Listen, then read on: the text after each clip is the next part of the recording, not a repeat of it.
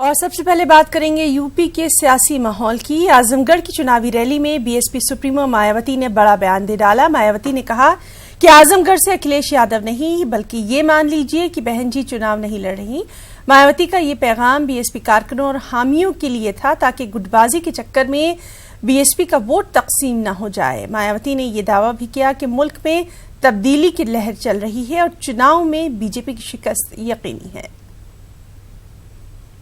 आप लोग यही मान के चलना, श्री अखिलेश यादव मुझे अपना बड़ा मान के चलते हैं और ये यहाँ से चुनाव लड़ी है।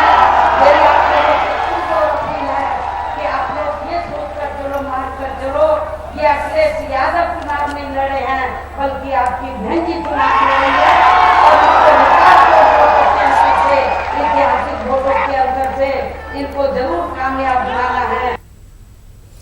आजमगढ़ की रैली में अखिलेश यादव ने यूपी की योगी आदित्यनाथ हुकूमत पर निशाना साधा। अखिलेश यादव ने योगी हुकूमत की इनकाउंटर पॉलिसीज को आड़े हाथों लिया। समाजवादी पार्टी के सदर ने मोदी हुकूमत को भी तनकीद का यहां निशाना बनाया। अगर कानून व्यवस्था ठीक करनी है तो ठोक दो, और ऐसी ठोको नीति लाए हैं कि हमारी पुलिस नहीं समझ पा रही है किसको ठोकना है। कभी पुलिस बेगुनाहों को ठोक देती है और कभी जनता को मौका मिल जाता है तो पुलिस को ठोक देती है। यह है उत्तर प्रदेश की कानून व्यवस्था। बताओ, चौकीदार के साथ साथ ठोकीदार को हटाओगे कि नहीं हटाओगे? ये दो लोगों को हटाना है। जब इन्हें कोई रास्ता नहीं दिखाई दिया, याद है कि नहीं याद है आपको?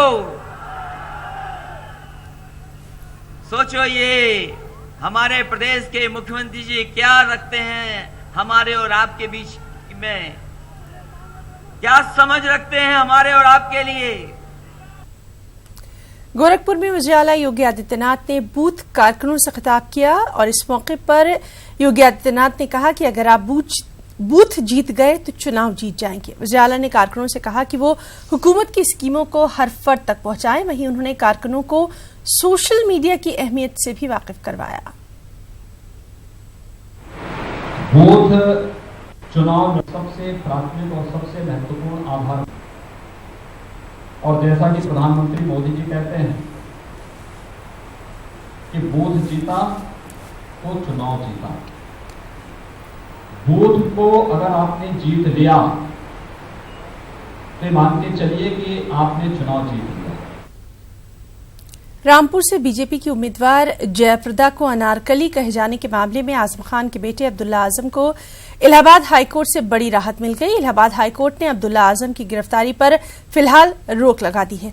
वाज़ेह है कि 21 अप्रैल को अब्दुल्ला आजम ने रामपुर के एक इंतखाबी जलसे में तकरीर के दौरान जयप्रदा को अनारकली से तशबीह दी थी। अनारकली कहे जाने के खिलाफ जयप्रदा ने इलेक्शन कमीशन में अब्दुल्ला आजम के खिलाफ शिकायत की थी। इलेक्शन कमीशन की हिदायत पर अब्दुल्ला आजम के खिलाफ एफआईआर दर्ज करवाई गई थी। एफआईआर के खिलाफ अब्दुल्ला आजम ने इलाहाबाद हाईकोर्ट से रुजू किया। अब इस मामले की समाअत आइंदा 30 मई को होना है।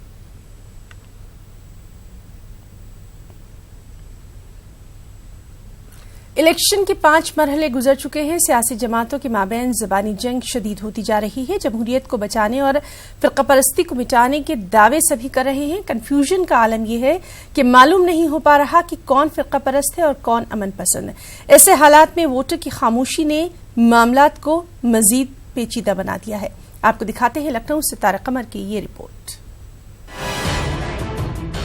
सियासी जंग जारी है, बल्कि यूं कहा जाए कि जैसे जैसे मराहिल गुजरते जा रहे हैं ये जंग शदीद होती जा रही है और जीत के दावेदार यहाँ सब ही हैं। बरसर इक़्तिदार हुकूमत को फिरका परस्त और मुस्लिम मुखालिफ कहने वाले भी लोग काफी हैं और इसी मुस्लिम तबके में बीजेपी की हिमायत करने वाले मौलाना कल्बे जव्वाद जैसे चेहरे भी शामिल हैं। कहा यही जा रहा था कि मुस्लिम वोटर बेदार है, सियासी शऊर का मुजाहरा करेगा, फिरका परस्त ताकतों को सबक सिखाएगा, लेकिन हुआ बिलाखिर वही जो कि हर बार होता आया है। और अब तैयारी छठे मरहले की है। लोग आखिरी मरहले तक ये जंग जारी ही रखना चाहते हैं। 4.5 वर्षों तक भारतीय जनता पार्टी के लिए मैंने काम किया, मोदी जी के समर्थन में काम किया। आज मैं यहाँ माननीय राष्ट्रीय महासचिव जी के माध्यम से इंडियन नेशनल लीग पार्टी में शामिल होने के लिए इस कार्यालय में आया हूँ। तो हमने सोचा कि इस मौके पर इनको बुला के दिखाएं कि सरकार ने अभी तक 5 सालों में कोई काम नहीं किया, भाजपा गवर्नमेंट ने। पूरे गठबंधन की एक जैसे लगता है कि माहौल बना दिया गया है कि गठबंधन को जिताइए, गठबंधन को जिताइए, और सारे मुसलमानों ने फिर से ठेका ले लिया है कि भाजपा को हराना है।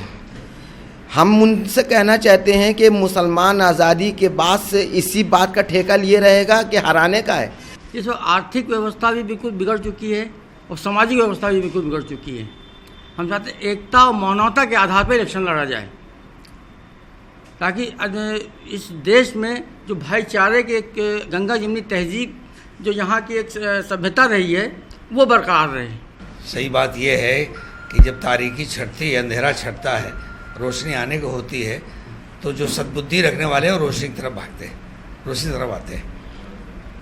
बहरहाल स्वागत करता हूँ ऐसे महाभावों का, महापुरुषों का, कि जो हक की तरफ, न्याय की तरफ, देश हित में, देश के कल्याण के लिए, विकास के लिए और सारे लोगों, सारी इकाइयों, सारी समाज के लोगों के लिए भागीदारी और शासन सत्ता में सबको न्याय मिले, सबका साथ हो।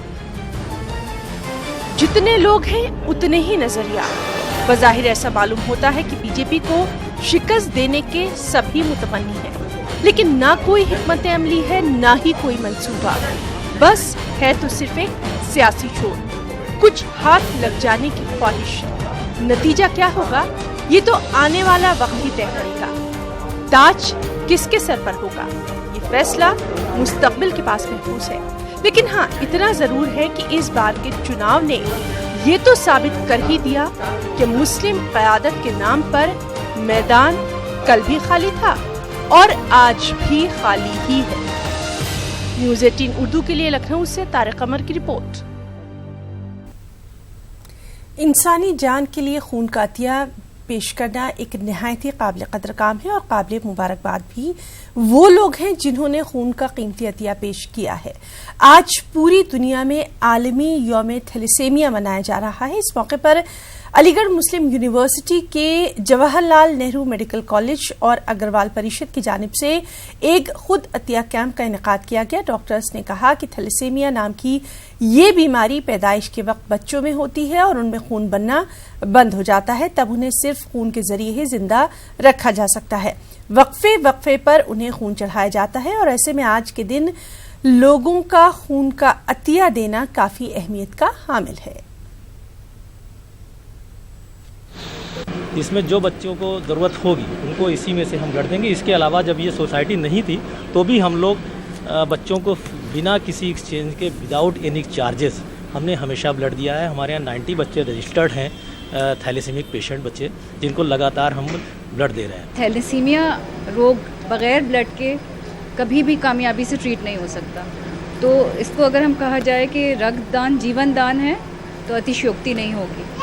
और ब्लड कहीं से मैन्युफैक्चर नहीं हो सकता, उसके लिए इंसान को ही डोनेट करना पड़ता है। और हम लोगों की सोसाइटी में आप सब ने बहुत मेहनत की हुई है, तो एक हिचक होती थी कि ब्लड देंगे कमज़ोरी हो जाएगी, क्यों दें, ख़रीद के दे दें, वो चीज़ अब कम हो गई है और मुझे लग रहा है ये बेहद अच्छा है। ज़ियाबितुस यानी डायबिटीज में मुब्तला शख्स भी रोजे रख सकता है, ताहम इस सिलसिले में डॉक्टर से मशवरा बेहद जरूरी है ताकि सेहत पर रोजे रखने का मनफी असर ना पड़े और बीमारी में इजाफा ना हो।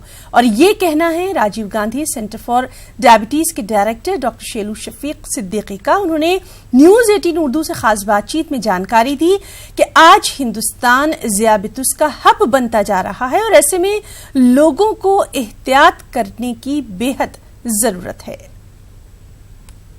के अंदर हमें वो चीज़ें खानी चाहिए जो हमें ज़्यादा देर तक हमारी शुगर मेंटेन कर सके। जैसे हमें आलू के पराठा खा सकते हैं, पराठे खा सकते हैं हम लोग, और मीट का यूज़ कर सकते हैं, अंडा खा सकते हैं, दाल खा सकते हैं, दूसरी चीज़ ये है कि अगर हमको किसी वक्त भी नियत करते हैं रोज़े की, उसमें ये नियत में रखना चाहिए कि मैं डायबिटिक पेशेंट हूँ, किसी वक्त भी अल्लाह मियाँ मुझे ज़्यादा परेशानी महसूस होगी तो मैं इस रोज़े को खोल लूँगा। ब्लड शुगर आप 2-3 बार शुरू में टेस्ट कर सकते हैं, 4 बजे, 2:30 बजे, 6 बजे। ब्लड शुगर टेस्ट करने में कोई परेशानी नहीं है डायबिटिक पेशेंट्स को रमज़ान के अंदर। और इस वक्त की बड़ी खबर, नीरव मोदी की जमानत की अर्जी को मुस्तरद कर दिया गया है। जी हां, बरतानिया की एक अदालत ने नीरव मोदी की जमानत की अर्जी को मुस्तरद कर दिया है। बेहद अहम खबर, नीरव मोदी की जमानत की अर्जी को बरतानिया की एक कोर्ट ने मुस्तरद कर दिया है। अब इस मामले की अगली समाअत 30 मई को होगी। तो बेहद अहम खबर, नीरव मोदी की जमानत की अर्जी को बरतानिया की एक अदालत ने मुस्तरद कर दिया है। अब इस मामले की अगली सुनवाई 30 मई को होना है। आपको बताया कि नीरव मोदी हजारों करोड़ रुपए का चूना हिंदुस्तान को लगा चुका है और इस सिलसिले में उसकी गिरफ्तारी के बाद से लगातार इस अहम खबर पर न्यूज़ 18 की भी नजर बनी हुई थी। और अब ये बड़ी खबर आ रही है कि बरतानिया की एक कोर्ट ने नीरव मोदी की जमानत की अर्जी को मुस्तरद कर दिया है। मामले की अगली समाअत 30 मई को होना है।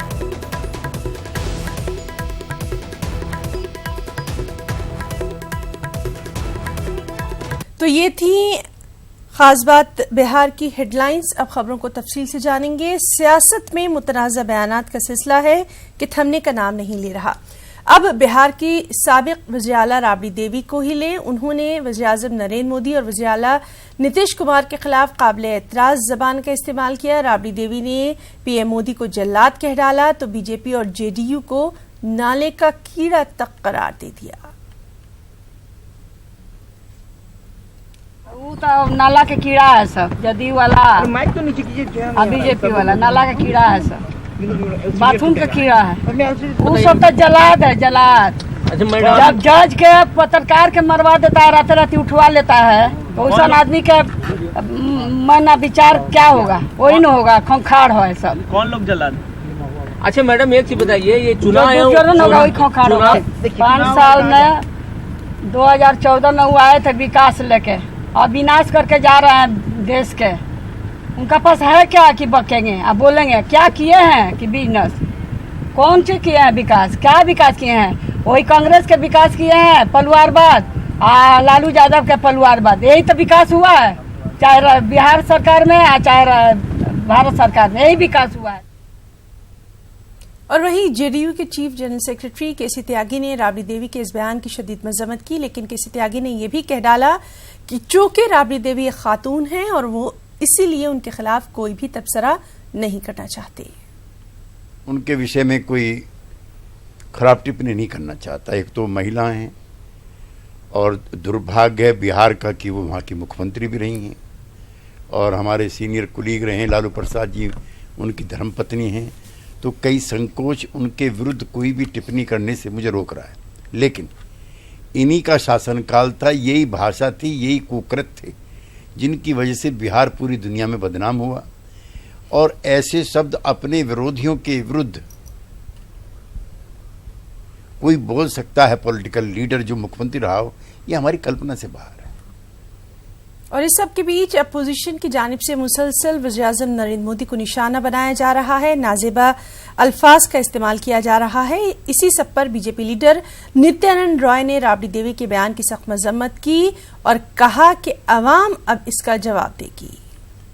यह हताशा और निराशा में आपत्तिजनक दिया गया बयान है और चाहे वह राबड़ी जी बोले, ममता जी बोले, कांग्रेस आरजेडी के लोग बोले, जो भी बोले, वह उनकी पुरानी स्वभाव, पुरानी आदत है। चाहे वह थप्पड़ मारने की बात ममता जी करे हमारे प्रधानमंत्री जी को, हमारे प्रधानमंत्री जी तो आतंकवादियों को गोली मारने की बात करते हैं, तो वह थप्पड़ मारने की बात करे, प्रधानमंत्री जी देश के दुश्मनों को यानी आतंकवादियों को गोली मारने की बात करते हैं। यह समझ लीजिए कि अंतर क्या है। देश के दुश्मन उन लोगों को नजर नहीं आ रहा है, आतंकवादी को बिरयानी खिलाते हैं और सम्मानजनक शब्दों से प्रयोग करते हैं और उनके लिए सम्मान की बात करते हैं, और हमारे प्रधानमंत्री जी के लिए इतने घोर आपत्तिजनक शब्दों का प्रयोग करके यह उन लोगों ने जता दिया है कि प्रधानमंत्री जी दोबारा प्रधानमंत्री बनने वाले हैं और महागठबंधन की या बंगाल में ममता बनर्जी की और बिहार में आरजेडी कांग्रेस की, जो भी उनके शागिर्द है सबकी जमानत जब्त।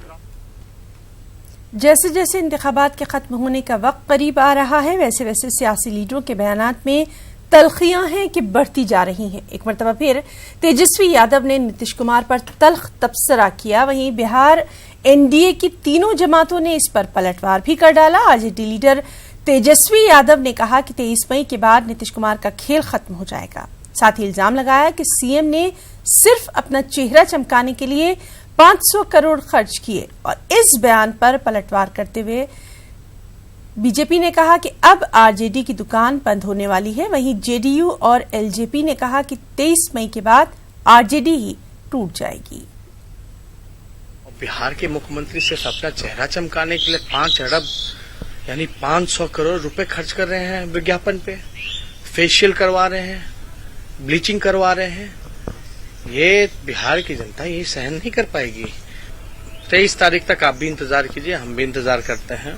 आरजेडी की दुकान पूरी तरीके से अब बंद होने जा रही है। राजनीति में भाषा की मर्यादा रखनी चाहिए और तेजस्वी यादव को भी ये समझना चाहिए कि जो इस समय बिहार में नेतृत्व कर रहे हैं वो उनसे 2 पीढ़ी आगे, उन सब के पास 30-30, 35-35, 40-40 साल का राजनीतिक अनुभव है। 23 तारीख के बाद महागठबंधन के लोगों के सामने बड़ा प्रश्न चिन्ह पैदा हो जाएगा कि उनको अपने महागठबंधन में जो भी लोग हैं इसमें सबको साथ रखने में कितनी दिक्कत होगी। विपक्ष का क्या काम? विपक्ष तो माला नहीं पहनाएगा, विपक्ष का काम है विरोध। संविधान खत्म हो गया। पहले अपना संविधान तो देखें, अपने पार्टी का संविधान तो देखें कि उनके पार्टी का संविधान क्या है, उनके राष्ट्रीय अध्यक्ष कहाँ हैं, पहले अपनी वो बात करें। सिवान में वज़ीर-ए-आला नीतीश कुमार ने इंतखाबी रैली से खिताब किया। इस मौके पर नीतीश कुमार ने लोगों से एनडीए उम्मीदवार कविता सिंह को वोट देने की अपील की। वज़ीर-ए-आला की रैली में बिहार के वज़ीर सेहत मंगल पांडे समेत एनडीए के कई बड़े लीडर भी मौजूद रहे।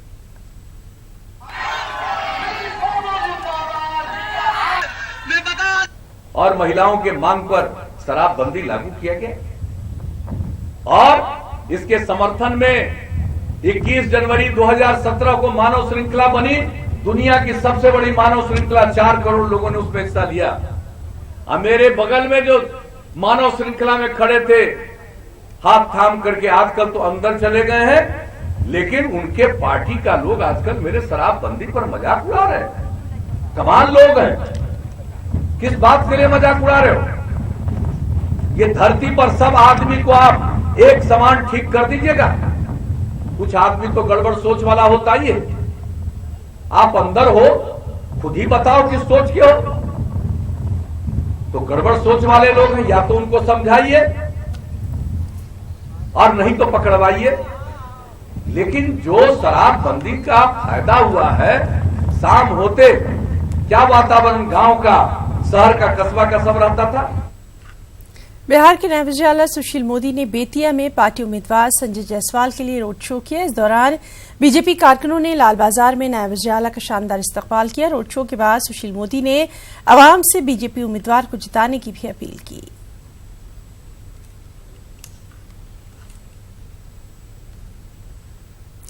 पटना साहब से कांग्रेस उम्मीदवार शत्रुघ्न सिन्हा ने पटना के रामकृष्ण नगर से फतेहपुर तक रोड शो किया। इस दौरान शत्रुघ्न सिन्हा ने अवाम से वोट देने की अपील की। शत्रु के रोड शो में बड़ी तादाद में पार्टी के कारकुन शामिल हुए। इस मौके पर शत्रुघ्न सिन्हा ने कहा कि पूरे मुल्क में अजीम इत्तेहाद की ही लहर है।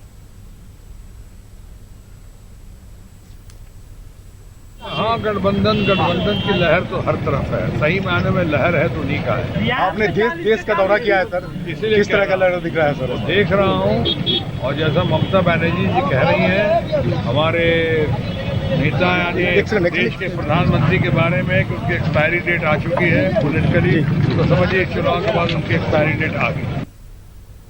प्रोफेशनल एजुकेशन कितनी महंगी हो गई है ये सभी जानते हैं, और ऐसे में कोई तंजीम अगर ये कहे कि वो आपके बच्चों का मुफ्त दाखिला करवाएगी और वो भी प्रोफेशनल एजुकेशन में, तो ये यकीनन गरीब और मुतवस्सित तबके के लोगों के लिए राहत की बात है।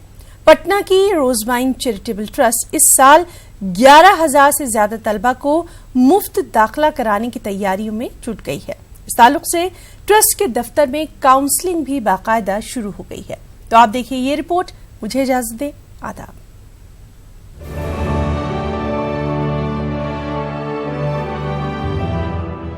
रोजमाइन एजुकेशनल चैरिटेबल ट्रस्ट का कहना है कि इस साल 11,700 तलबा को दाखिला दिलाना उनका हदफ है। ट्रस्ट के मुताबिक इंजीनियरिंग के अलावा मेडिसिन के कोर्सेज में भी तलबा का एडमिशन करवाया जाएगा। 100% मैं चाहता हूँ जो बच्चे अपने घर में बैठे हैं मार्क्स ला करके उनके पास पढ़ने का पैसा नहीं है, मैं उन सारे बच्चों को गोद लेके पढ़ा सकता हूँ 11,786 सीटों पर। वो जल्द से जल्द फॉर्म भरें, जल्द से जल्द आए और फर्स्ट कम फर्स्ट का माहौल है। उनको अपना पैसा देना नहीं, किसी भी तरह का 1 रुपया भी बच्चे को खाने रहने की फीस के अलावा नहीं देना। अक़लियती तलबा ट्रस्ट ने अक़लियती तलबा से ज्यादा इससे फायदा हासिल करने की अपील की है और ट्रस्ट की इन कोशिशों से तलबा और उनके सरपरस्त बेहद खुश हैं। भैया इस कोर्स से 2015 में इस कोर्स के जरिए भैया मेरे बीटेक कर रहे हैं and second my sister I complete this course.